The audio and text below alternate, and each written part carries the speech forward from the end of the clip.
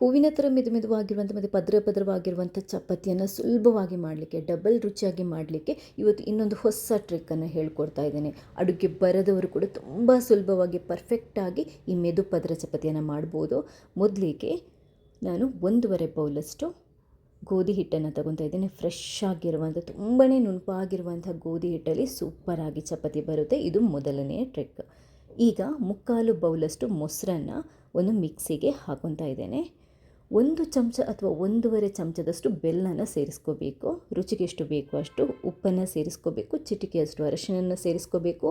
ಆರೋಗ್ಯಕ್ಕೂ ಒಳ್ಳೆಯದು. ಹಾಗೆಯೇ ನಿಮ್ಗೆ ಇನ್ನೊಂದು ಏನು ಅಂತಂದರೆ ಒಳ್ಳೆ ಕಲರ್ ಕೂಡ ಬರುತ್ತೆ ಚಪಾತಿಗೆ. ಇದನ್ನ 1 ರೌಂಡ್ ನೀವು ಮಿಕ್ಸ್ ಅಂದರೆ ಗ್ರೈಂಡ್ ಮಾಡ್ಕೊಳ್ಳಿ. ಜಸ್ಟ್ 1 ಅಥವಾ 2 ರೌಂಡ್ ಈ ಥರ ನುಣ್ಣಗೆ ಪೇಸ್ಟ್ ರೆಡಿ ಆಗಬೇಕು.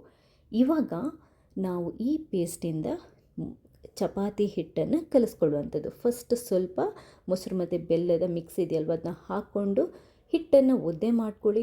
ಉಳಿದಿರುವಂಥ ಮಿಕ್ಸನ್ನು ಹಾಕ್ಕೊಂಡು ಕ್ಲೀನಾಗಿ ನಾದ್ಕೊಳ್ಳಿ. ಒಂದು 3-4 ನಿಮಿಷ ನಾದ್ಕೊಳ್ಳಿ.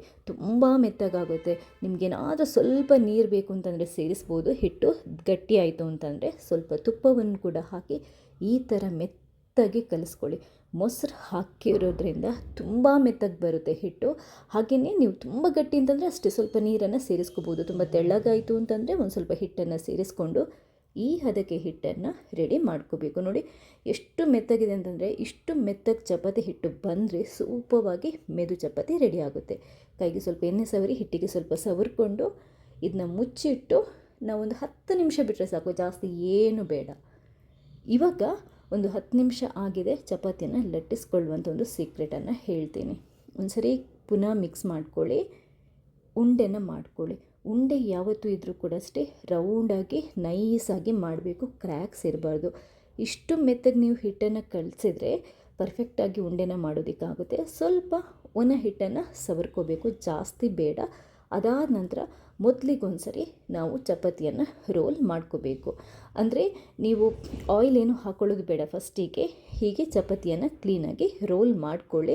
ಜಾಸ್ತಿ ಪ್ರೆಷರ್ ಹಾಕಿ ಲಟ್ಟಿಸ್ಕೊಳ್ಳೋದಕ್ಕೆ ಹೋಗಬೇಡಿ.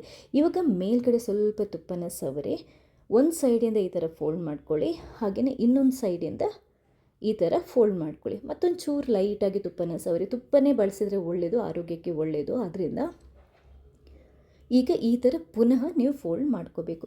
ಅದಾದ ನಂತರ ನಾವಿದನ್ನ ಸ್ಕ್ವೇರ್ ಟೈಪ ಲಟ್ಟಿಸ್ಕೋಬೇಕಾಗುತ್ತೆ.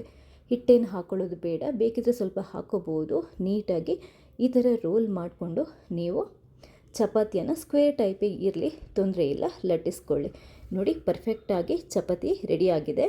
ಇವಾಗ ನಾವು ಕಾವಲಿಯನ್ನು ಬಿಸಿ ಮಾಡ್ಕೋಬೇಕು. ಯಾಕಂತಂದರೆ ಯಾವಾಗಲೂ ಅಷ್ಟೇ ತುಂಬ ಕಾದಿರಬೇಕು ಕಾವಲಿ, ಅಂದರೆ ಆವಾಗಲೇ ಚಪಾತಿ ಕರೆಕ್ಟಾಗಿ ಬರುತ್ತೆ.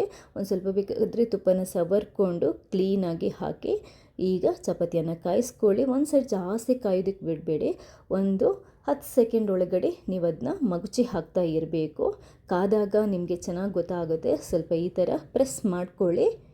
ನೋಡಿ ಗೊತ್ತಾಗುತ್ತೆ ಯಾವ ಥರ ಉಬ್ಬಿ ಬರ್ತಾಯಿದೆ, ಎಷ್ಟು ಸೂಪರಾಗಿ ಈ ಮೆದು ಚಪಾತಿ ರೆಡಿಯಾಗಿದೆ ಅಂತ. ಇಷ್ಟೇ, ತುಂಬ ಸಿಂಪಲಾಗಿ ಮಾಡ್ಬೋದು. ಮೊಸರು ಬೆಲ್ಲ ಎಲ್ಲ ಹಾಕಿರೋದ್ರಿಂದ ಇದರ ರುಚಿ ಮಾತ್ರ ಅದ್ಭುತವಾಗಿರುತ್ತೆ. ಸ್ವಲ್ಪ ಸ್ವೀಟ್ ಮತ್ತು ಅಂದರೆ ಹುಳಿ ಇರುತ್ತಲ್ವ, ಆ ಫ್ಲೇವರ್ ನಿಮಗೆ ತುಂಬ ಚೆನ್ನಾಗಿರುತ್ತೆ. ಒಂದು ಸರಿ ಟ್ರೈ ಮಾಡಿ, ಮರೆಯದೆ ನಿಮ್ಮ ಫೀಡ್ಬ್ಯಾಕ್ ತಿಳಿಸಿ.